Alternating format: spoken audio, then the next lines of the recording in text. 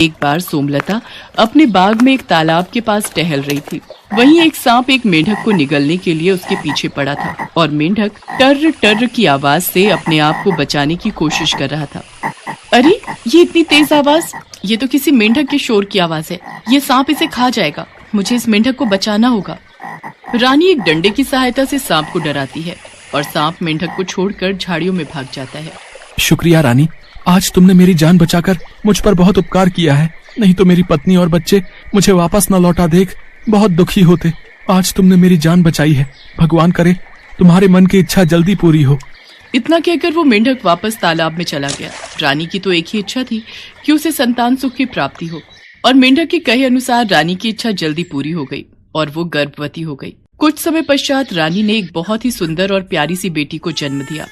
महारानी, हमारी बेटी के नामकरण समारोह में हम दूर दूर के राज्यों में सभी को आमंत्रित करेंगे। इसके अलावा मैं चाहता हूँ हम परीलोक की सभी परियों को अपनी बेटी को आशीर्वाद देने के लिए आमंत्रित करें। ये तो बहुत उत्तम विचार है महाराज। तो ठीक है, मैं दूर दूर के राज्यों में सभी राजा महाराजा को आमंत्रित करने के लिए सेनापति को भेज देता हूँ और परीलोक में भी सबको आमंत्रित करता हूँ। राजा कृष्णदेव राय परीलोक में सभी परियों को आमंत्रित करने चले जाते हैं, पर भूल से वो काली परी को आमंत्रित करना भूल जाते हैं। राजकुमारी के नामकरण संस्कार पर सभी परियां और दूर दूर के राजा महाराजा शामिल होते हैं। काली परी जब सब परियों को वहां गया देखती है तो वो क्रोध में आ जाती है और राजमहल पहुंचती है। राजा कृष्णदेव राय, तुमने सब परियों को आमंत्रित कर दिया पर मुझे बुलाना भूल गए। काली परी, ऐसी बात नहीं है, मुझसे भूल हो गई, मुझे क्षमा कीजिए। जब मैं परियों को आमंत्रित करने गया था तब आप मुझे महल में दिखाई नहीं दी। मैं कुछ नहीं जानती, इस भूल की कोई क्षमा नहीं है। तुमने मुझे आमंत्रित नहीं किया, मेरा अपमान किया, इसलिए मैं तुम्हारी बेटी को श्राप देती हूँ कि ये इसी समय काली हो जाए, इसका रंग काला हो जाए और कोई भी इसे पसंद न करे। नहीं नहीं काली परी, ऐसा मत करो, मेरी बेटी का इसमें कोई दोष नहीं। तुम मेरी फूल सी बच्ची को क्यों सजा दे रही हो? काली परी, मेरी भूल की सजा मेरी बेटी को मत दो, इसे श्राप मुक्त कर दो। राजा और रानी काली परी से क्षमा मांगने लगे और बाकी परियां भी काली परी को समझाने लगी। तब काली परी बोली, मैं अपना श्राप तो वापस नहीं ले सकती, पर इसका असर कम कर सकती हूँ। राजकुमारी का कालापन सिर्फ तभी दूर होगा जब कोई राजकुमार खुद राजकुमारी को इसी रूप रंग के साथ पसंद करेगा और उससे शादी करने के लिए कहेगा। उसी समय राजकुमारी वापस अपने रंग रूप में आ जाएगी। इतना कहते ही काली परी वहां से चली गई। राजकुमारी के नामकरण संस्कार की विधि संपूर्ण हुई और राजकुमारी का नाम काजल रखा गया। उसके पश्चात सब मेहमान अपने अपने देश वापस चले गए। धीरे धीरे राजकुमारी काजल बड़ी होने लगी। काले रंग की वजह से सब लोग राजकुमारी का मजाक उड़ाते थे और उससे नफरत करते थे। राजकुमारी काजल, तुम कितनी काली हो, तुम पर तो कोई भी वेशभूषा सुंदर ही नहीं लगती। अगर ये इतने सुंदर सुंदर कपड़े और गहने हमारे पास होते ना तो हम तुमसे ज्यादा सुंदर लगती। अरे राजकुमारी काजल को कुछ मत कहो, नहीं तो ये राजा रानी को हमारी शिकायत लगा देगी। हमारे माता पिता ने मना करा है कि हम राजकुमारी के साथ ना खेलें, नहीं तो राजा रानी हमें सजा दे देंगे। चलो चलो, हमें इसके साथ नहीं खेलना। नहीं, मैं माताश्री पिताश्री को कुछ नहीं कहूंगी, तुम सब मेरे साथ खेलो, मुझे तुम्हारे साथ खेलना है, रुको। राजकुमारी काजल की बात कोई भी सहेली नहीं सुनती, वो सब वहाँ से चली जाती हैं। राजकुमारी काजल रोती हुई महल में आती है। माँ, मेरा रंग काला क्यों है? मेरी कोई सहेली मेरे से बात नहीं करती, सब मुझसे नफरत करते हैं। चुप हो जा मेरी बच्ची, हमें कभी भी किसी की बात का बुरा नहीं मानना चाहिए। हम दूसरों को नहीं समझा सकते, पर हम अपने आप को तो समझा ही सकते हैं ना। इसलिए किसी बात को अपने मन पर मत लगाओ और तुम मेरे पास बैठो, मैं तुम्हें कहानी सुनाती हूँ। राजकुमारी काजल इसी बात को लेकर हमेशा दुखी रहती थी। धीरे धीरे समय बीता और राजकुमारी काजल बड़ी हो गई। राजा और रानी चाहते थे कि राजकुमारी का विवाह हो, पर राजकुमारी के काले रंग की वजह से सारे राजकुमार उससे रिश्ते के लिए मना कर देते थे।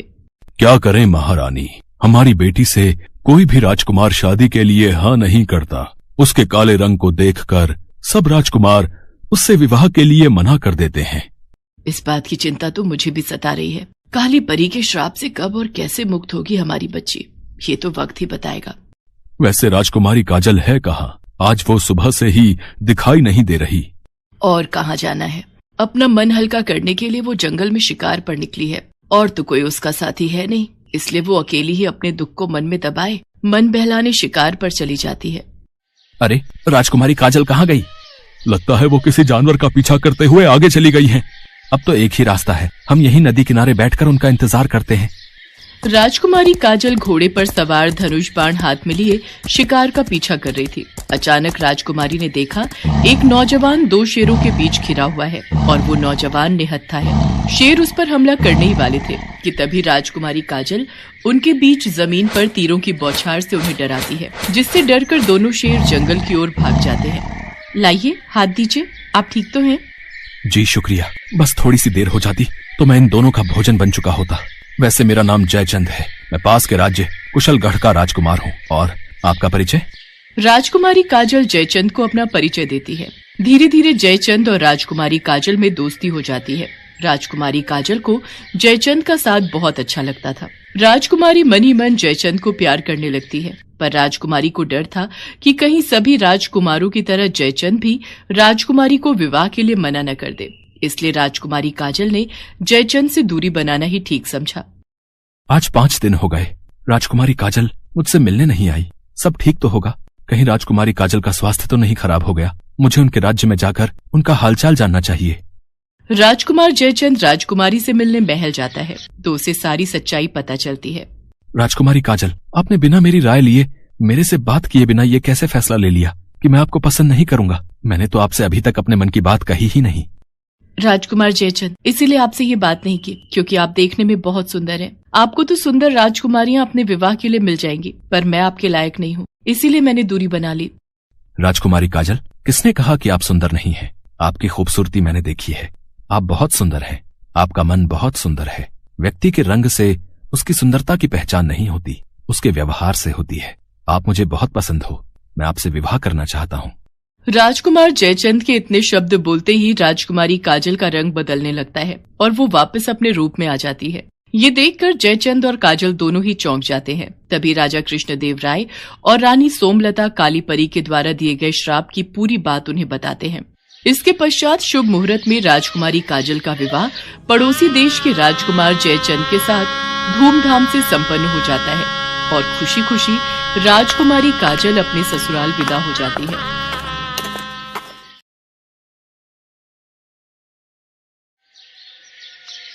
कोमल को अपने काले रंग के लिए ससुराल वालों के ताने सुनने पड़ते थे। उसकी जेठानी प्रीति का रंग गोरा था, इसलिए सब उसकी तारीफ करते थे। प्रीति बहू, सारी साड़ियाँ बहुत सुंदर हैं और तुम तो जो भी रंग पहनोगी वही रंग तुम पर अच्छा लगेगा। तुम्हारे गोरे रंग पर तो सारे रंग खिलते हैं। तो और क्या,